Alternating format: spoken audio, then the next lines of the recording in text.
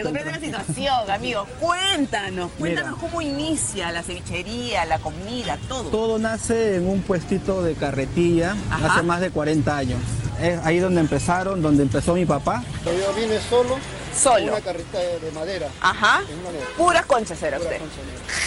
Conchitas negras. Mira, ya soy cliente permanente acá. ¿Ya cuántos años vienes acá a comer? Ya perdí la cuenta, creo algo de 5 años. Y siempre acá. Fiel a Fausto. Este es el negocio de tu papá, su carretilla, todo. ¿Y tú? Bueno, ahora te voy a invitar a mi local, que he desarrollado las técnicas que ahora vas a ver en un nuevo local. Oye, y son 3 hijos ustedes, ¿no? ¿Tienes 3 hijos? 2 damas y un varón que está... Y a todos les inculcaste la comida. Así es, escúchame, la comida y el look también. El look, mira, ese look. Con la cosa la moda, pues, la moda. Un look crema, pues. Ahí está. Amigas y amigos de Círculo Virtuoso, muy buenos días. Bienvenidos a nuestro programa del día de hoy, 8 de febrero, Ricardo. 8 de febrero, ya estamos en un mes con una Lima bastante calurosa. Y estamos ya inmediatamente con Ricardo Selvallo para abordar temas de coyuntura y sobre todo estos agregados tan relevantes que viene haciendo en su libro de Un Nuevo Poder, que ya saldrá próximamente en su segunda versión, actualizándose al mundo moderno y las exigencias y todos estos aspectos que efectivamente demanda la gobernanza, sobre todo en nuestro país.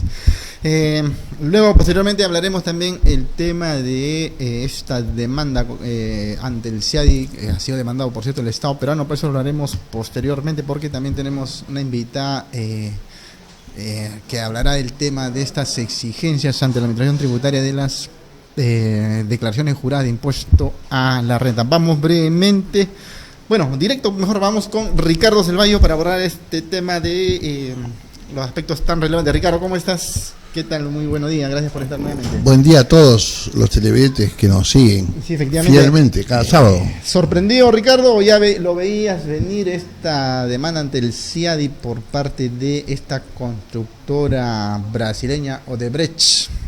Dicen muchos representantes del Estado que de alguna manera los tomó por sorpresa, algunos fiscales también sostienen que le han tomado por sorpresa. Sin embargo, hay, especialistas en estos temas que dicen que en realidad esto es un poco de pose por parte de estos ciudadanos, representantes del Poder Judicial o del Estado, porque esto ya era cantado que en algún momento iban a presentar esta demanda ante el CIADI. Bueno, es una solicitud, por cierto, todavía está en evaluación. Definitivamente, para que los televidentes que nos escuchan, el CIADI es una justicia internacional. Sí, que dos empresas de 2 países distintos se someten a su jurisdicción en caso tengan alguna controversia, ¿verdad? Así es. Yo lo que creo en realidad es que la negociación con Odebrecht es notoriamente, claro que el Estado es un pésimo administrador de los recursos, un pésimo administrador de nuestros intereses. Porque fíjate tú que cuando se ha hecho el acuerdo de colaboración eficaz, que me parece que eso está bien hecho, que los fiscales son abogados, pues, ¿no? Por cierto, claro. Y han hecho un buen trabajo desde ese punto de vista, porque se ha obtenido información muy importante para llegar a la verdad de los procesos de corrupción. Sin embargo, el tema de Chaclla, por ejemplo, que es una la más grande obra hidroeléctrica en el Perú después de la hidroeléctrica del Mantaro, en Tingo María. Yo la conozco porque hemos trabajado, yo ido por ahí. Sí. Entonces, ¿qué pasa? ¿Cómo el Estado le paga antes de que se termine todo y antes de que Odebrecht renuncie a cualquier proceso que quiera iniciar el Estado? Correcto. ¿No? Porque todo tiene que ser en simultáneo. Yo te pago, pero tú renuncias expresamente a cualquier proceso judicial y además confirmas y firmas de que el Estado peruano no te debe nada por ningún concepto, al contrario. Tú eres el mafioso que ha inflado los presupuestos en complicidad con los gobernantes traidores a la patria. Por lo tanto, creo que se ha pecado ingenuo. Porque si bien es cierto, el acuerdo de colaboración eficaz es un tema judicial, también es cierto que el Estado tiene intereses en cuanto a este tipo de temas de Chacya, de los presupuestos que ha tenido con el gasoducto, que es materia del proceso que ha presentado Odebrecht. Pero al final es el mismo Estado. Entonces no podían correr por puertas separadas las cosas. Tenía que haber una posición conjunta de todos los ángulos para no proceder a pagar Chacya hasta que no firme Odebrecht de que no se le debe nada por ningún concepto y que además se determine cuál es el daño del Perú en el gasoducto, que fue definitivamente sobrevaluado, porque esa es la característica, ¿no? Sí, efectivamente. Yo te coimeo a cambio de que me sobrevalúes los presupuestos de las obras, porque de ahí sale la coima, ¿no? Ahora, Ricardo, en ese sentido, como bien precisas, los aspectos exógenos, ¿qué tanto pesan en este aspecto? Porque claro, si bien es cierto, es una empresa corrupta, coimeado, ellos insisten en que la coima ha sido a particulares y no necesariamente al Estado, pero lo que pesa bastante como argumento por parte de Odebrecht es que los más afectados son los proveedores, ¿no? Las acreencias, y por lo tanto paralizar este los contratistas que son están los más en el medio, ¿no? Entonces ellos, ¿por qué tienen que verse perjudicados? Por lo tanto, el gobierno debe, y se le dio un plazo, ¿no? Hay un plazo de 6 meses que eso lo negociando, pues, pero todas las cosas pendientes se han debido prever antes de pagarle un sol, o sea, hacer las sumas y las restas, y definitivamente no olvidarse que el Estado es uno solo. Si bien es cierto, hay varios temas, el tema judicial, el tema de Chacya, el tema del gasoducto, el tema de los proveedores, todo tenía que haberse de alguna manera vinculado como a varios contratos, pero dentro de un marco estatal, de un solo Estado. Claro. En diferentes ámbitos, pero igual, son los mismos intereses peruanos.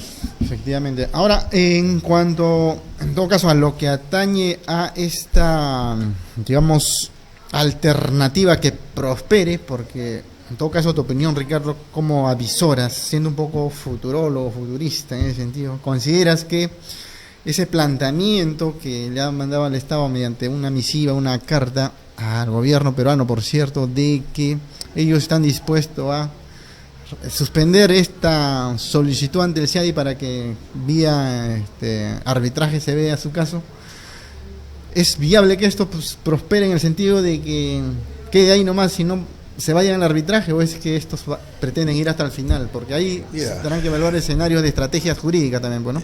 Claro, en realidad los procesos que el Perú ha litigado en este CIADE, casi la mayoría ha ganado. La gran mayoría, pues. ¿No? Ha ganado. Y este sería uno más. Claro. Porque en realidad, en la posición de Odebrecht, que es una empresa que ha confesado sus delitos ante la justicia americana, brasileña, suiza y peruana, pues definitivamente no tiene mucho prestigio para litigar en un tema que no existe credibilidad ni confianza en la palabra de un mafioso, bueno, porque son mafiosos, así de concreto. Además, los brasileños tienen un gran problema genético, son medio fenicios, ¿no? Nosotros hemos hecho trabajos, por ejemplo, en esto de la línea amarilla, y ahí trabajaba OAS.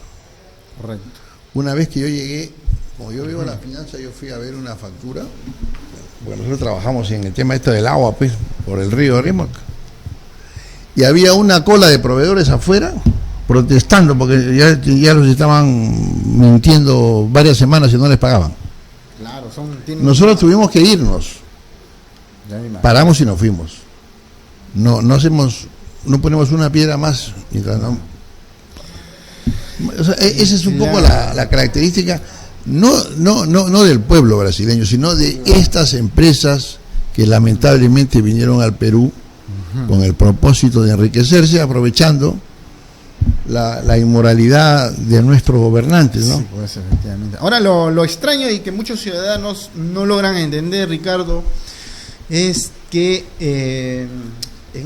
claro, porque en Brasil, que es la sede principal, la matriz, Está una especie de proceso concursal, Ricardo, y tú conoces bastante estos aspectos también. Lo que no se entiende es que como el Perú no está en esa lista de acreedores, que puede haber ocurrido ahí, ¿no? Es lo que te digo, ¿no? El Estado no es compacto. Claro. El Estado nuestro lamentablemente hace agua por todo lado. Sí, pues. Tú abres el periódico de cualquier día y te das cuenta, pues el Estado es lamentablemente Bueno, la crisis política ha impactado bastante también, el cambio de presidente, ¿no? Eso también. Bueno, pero el Estado es tradicionalmente disfuncional, ¿no? Fallido. Claro. Es un botín abierto, ¿no? Y eso se debe al sistema político e institucional que nos gobierna 200 años, porque se ha hecho un Estado débil precisamente para que el poder de turno subordine al Estado y haga lo que siempre hace. Sí, pues. Claro. Aprovecharse del Estado y utilizarlo como si fuera una extensión de su patrimonio personal de los gobernantes de turno. Claro, ahora Ricardo, eso trayéndolo a esta problemática a un nuevo poder, por cierto, estás introduciendo modificaciones y cambios para el nuevo lanzamiento de tu segunda versión, digamos, del libro. Esta situación coyuntural de los últimos días que estamos viendo, porque claro, efectivamente hay empresa transnacional, el capital transnacional hay que proteger también, porque claro, un privado que va a otro país siempre, al hacer los acuerdos contractuales con el Estado, siempre se asegura que el tercero esté ahí para ventilar sus intereses, ¿no? En este caso igual, ¿no? En Luxemburgo, donde efectivamente tiene que velar si es que esto prospera ante el CIADE, ¿no? ¿Cómo recoges esta situación o cómo engarzas este problema coyuntural y sobre todo con transnacionales inmersas en esta situación en un nuevo poder para aliviar una situación, aplicando la estrategia y los planteamientos que vienen del nuevo poder? Es lo que hablábamos hace, creo que un programa o 2 programas, donde yo manifestaba que la integración de América Latina también propuse que tengamos un bloque latinoamericano en defensa común de nuestros intereses contra las multinacionales, porque hay muchos estados latinoamericanos que son más pequeños que las multinacionales. Sí, efectivamente. Entonces, si nos unimos como un bloque latinoamericano para defendernos, en el sentido de que le cerramos las puertas a las multinacionales corruptas y mafiosas que quieren abusar de su poder económico para coimear y sacar ventaja de su poder, entonces definitivamente tendríamos una solución, porque estamos hablando de los problemas que hay, pero también hay que hablar de las soluciones que se plantean. ¿Esto por qué sucede? Definitivamente porque los políticos han edificado estados débiles, subordinados. Por eso es que lo único bueno que hacen en todas las pirámides del Estado es la corrupción, el saqueo. Todo es corrupción. Entonces el cambio que yo estoy proponiendo es que reemplacemos el Estado débil, subordinado, a un Estado moderno, sólido, compacto, con una acción gubernamental continuada, equilibrada, predecible, ¿no? Que tú sepas que este año vas a crecer tanto por ciento, que tienes que cumplir la meta de crear 300.000 empleos nuevos al año, de generar que el índice de nutrición baje cada vez lo más rápido posible, con metas muy concretas en educación, ¿no? Que baje la comprensión de lectora, en fin, tantas cosas. Claro, eso es, creo yo, el cambio que va a garantizar que seamos un Estado con los pantalones largos, un Estado moderno, un Estado respetable, un Estado que donde tú vayas, municipalidad, hospital, universidad, reguladora, etcétera, te sientas realmente como ciudadano bien servido. Claro, para eso pagas tus impuestos. Un Estado más prospectivo, sobre todo. Pero cuando comentas, Ricardo, de que, claro, hagamos un frente, un bloque latinoamericano, es una tarea titánica, ¿no? Porque también nuestros amigos televidentes podrían considerar de que más bien estamos en un símil de estos bloques latinoamericanos o de continentales, digamos, que se hacen frente, se juntan para precisamente proteger sus intereses, ¿no? Sin embargo, estos bloques latinoamericanos o continentales no necesariamente han sido muy bien vistos el caso de, por ejemplo, la comunidad andina tiene muchos aspectos positivos, o de UNASUR, etcétera, ¿qué valor agregado le damos en un recambio planteando desde un nuevo poder para no ser algo similar o parecido, sino algo que traiga una nuevos aires en porque ese sentido? definitivamente, fíjate, estás hablando de la comunidad andina como producto de reglas y sistemas políticos inservibles y unas instituciones que tampoco valen para mucho. Correcto. Entonces, claro, tú tienes una idea de la comunidad andina, siendo la integración un acelerador de la riqueza. La comunidad andina no ha servido de mucho, porque los presidentes no tienen voluntad política de unirse, ¿no? Si el presidente de un país es de izquierda y otros son de derecha, entonces ya por esa simple razón, y eso no debería ocurrir. Ellos anteponen su ideología. Los colores políticos deben estar su ideología estúpida, ahí. porque es una estupidez. La izquierda y la derecha es una estupidez, ¿no? La educación no tiene péndulo. La educación es la educación, ¿no? Correcto. Entonces, ¿qué pasa? Que nosotros definitivamente, hasta hoy, después de 200 años de vida republicana, no dependemos de nuestras propias capacidades. Y ese es el gran problema nacional. No somos autosuficientes. Exacto. Entonces, ¿qué pasa? Fíjate tú. Si no tenemos una educación y un aprendizaje de conocimiento productivo, útil, o educación en valores, va a ser imposible que nosotros aprovechemos el valor transformador del conocimiento y que tampoco aprovechemos ni utilicemos a plenitud las capacidades innatas de los ciudadanos, que es en realidad el recurso más importante de un país. No es el cerro, no es el río, no, es la mente. Si tú la mente no la nutres adecuadamente, la mente se va a adormecer. Entonces lo que tenemos que hacer es despertar la mente, preñándola de educación, de cultura, de arte, de ciencia, de tecnología y todos los dominios del conocimiento, para que esa mente se potencie, se desarrolle, se despierte y se utilice intensamente para que podamos diversificar nuestra matriz productiva y hagamos riqueza con valor agregado y elevados ingresos, elevados salarios, alta recaudación, y que las ganancias empresariales se reinviertan en el desarrollo interno y que el grueso de esos excedentes se queden en el país, porque no existe otra forma de que nosotros tengamos un Estado sólido si no existe fuerzas laborales de alta calificación, porque la sociedad y las fuerzas laborales tenemos baja calificación, entonces las empresas también van a tener baja calificación, el Estado con mucha más razón. Porque en el Estado no existe meritocracia, en el Estado existe dedocracia, nepotismo, amiguismo, ¿no? Entonces, esa es la razón. Claro. Ahora, Ricardo, cuando tú hablas efectivamente de un conocimiento con un nivel mucho más intelectual y más permanente, yo tomo acá, por ejemplo, al artículo de Peter Yamakawa de la Cámara de Comercio de Lima, en donde ha escrito efectivamente, él habla de los riesgos de la depreciación del conocimiento en el Perú, Ricardo. Claro, tú sostienes de que tenemos mucho que trabajar en el aspecto del conocimiento y la educación, pero siempre haciendo un viraje a una educación moderna donde convergen, por cierto, los medios cibernéticos, el internet, páginas que efectivamente te abundan de información, pero hay que saberla filtrar para no cometer errores de cierta información no necesariamente cierta, la calidad de la información, ¿no? Desde un nuevo poder, ¿cómo enfocarías la educación con estos nuevos vientos con avalancha, por cierto, porque el cambio cibernético y el mundo moderno digamos que avanza a prueba de balas y esos cambios son bastante vertiginosos? Mira, la propuesta tiene una centralidad que es la educación, la cultura y todo lo dominio del conocimiento.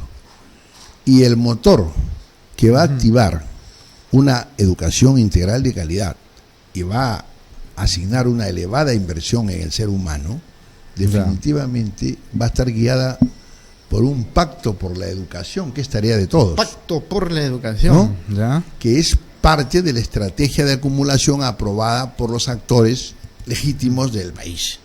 ¿correcto? Y cuando digo actores legítimos, ¿quiénes están? Todas las comunidades profesionales, todas las universidades. Mira tú el stock de conocimiento, de tecnología. Tienes la pequeña, mediana y gran inversión. Tienes a los exalumnos, a los latinos en el exterior, y además tienes como consultores a la UNICEF, a la UNESCO, al BIT, al CEPAL. Entonces vas a crear una estructura al servicio de dotar a cada niño desde su nacimiento de las herramientas educativas que le permitan, el día que sean fuerza laboral, ser capital humano, capital digital, capital tecnológico. Efectivamente, y a eso es lo que voy, ¿no?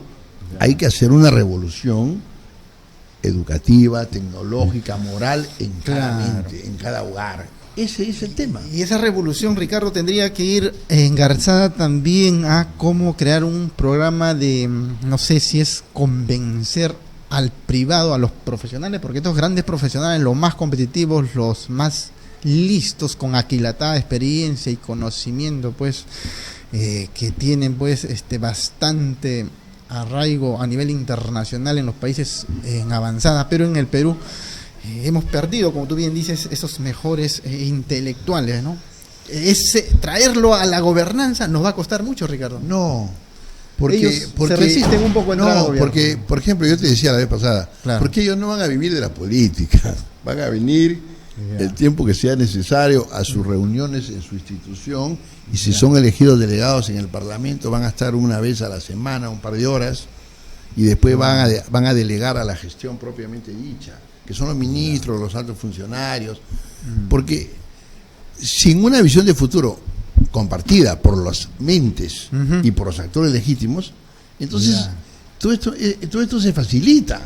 Así es. Además, vamos a tener un trabajo de los diplomáticos en el exterior que van a abastecer de información respecto a cómo funciona la educación en Finlandia, por ejemplo, que es una de las mejores del mundo, en Singapur, ¿no? En Holanda, en Irlanda, que es una de las economías digitales más avanzadas de Europa Occidental, Irlanda. Y Irlanda hace unos 3 décadas era la más pobre economía de Europa Occidental. Pero hicieron una revolución, se amistaron los irlandeses que estaban peleados por razones religiosas. Los irlandeses residentes en Estados Unidos empezaron a apoyar a su isla, a su país, y hoy día Irlanda produce y exporta tecnología como casi ningún país de Europa. Entonces todo es posible, porque el ser humano es igual, en Irlanda, en Bolivia, en Tacna, acá, en Lima, en todos lados somos iguales.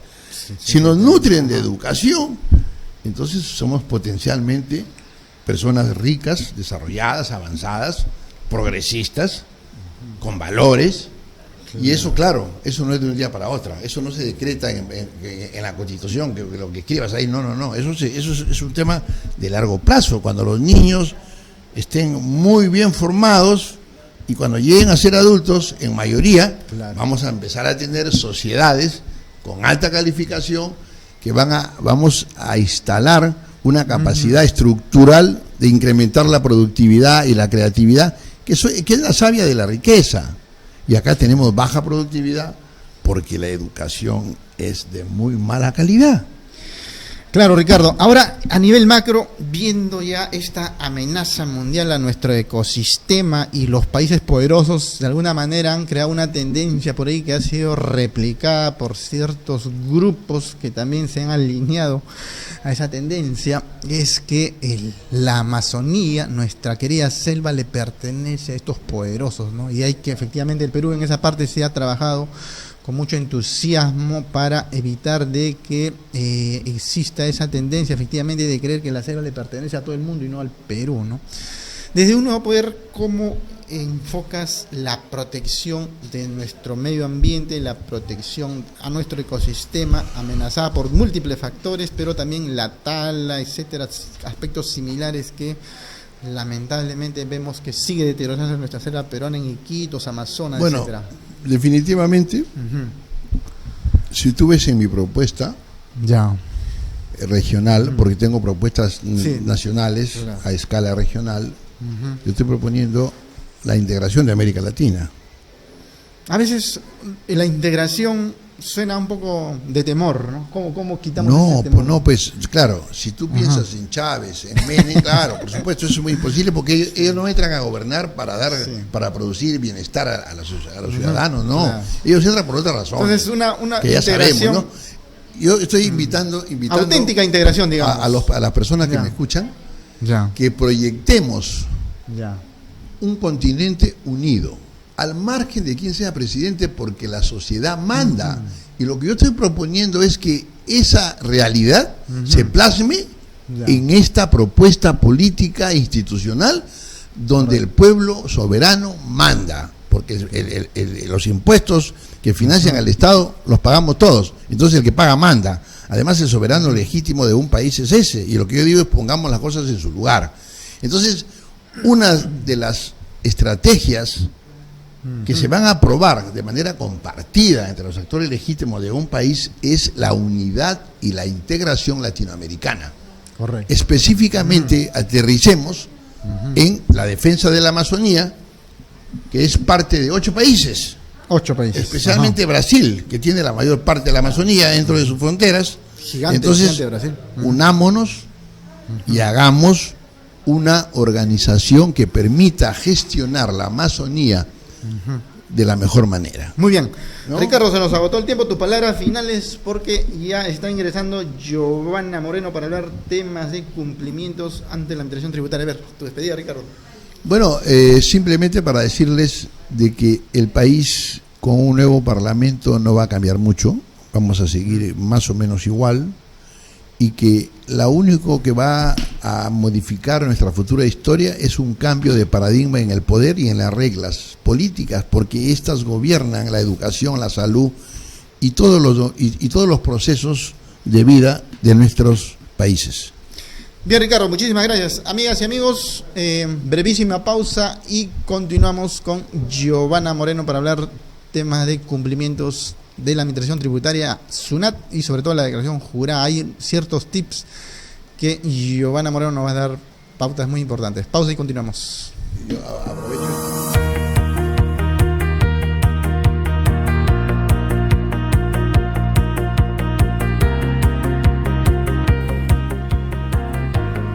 Yo soy un nuevo poder. Yo soy un nuevo poder. Yo también soy un nuevo poder. Yo soy un nuevo poder. Yo soy un nuevo poder. Yo soy un nuevo poder.